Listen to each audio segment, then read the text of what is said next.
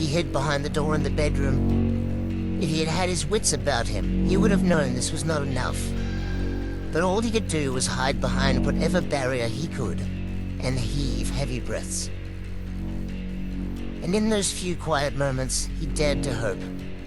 Maybe it was after John, a nemesis that had come to slay.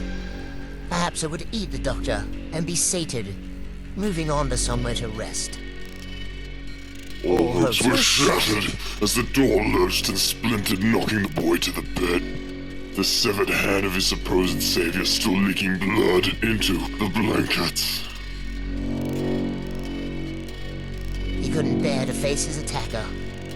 All he could muster was a stammering please. Moments before the fiend tore into his back. At once a familiar pain. The boy couldn't be sure what happened to him.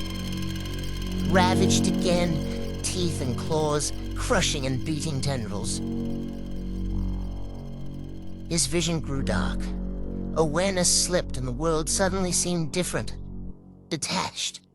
As if dreaming, almost seeing himself outside of himself, in and out of this fugue state, and in and out of consciousness.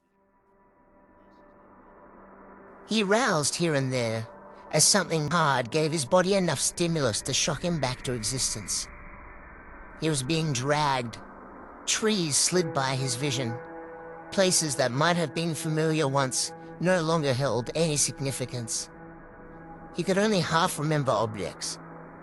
What they were called was escaping him, let alone where they were. His broken body so damaged all sense of pain was being blocked by his brain. Was it his brain? Perhaps his spinal cord had been damaged. He wouldn't have even known what a spinal cord was. He awoke again, no longer moving. He could barely see. His vision was almost useless, though he could hear scratching, as if someone meticulously working a piece of wood with a knife. He listened to the sounds.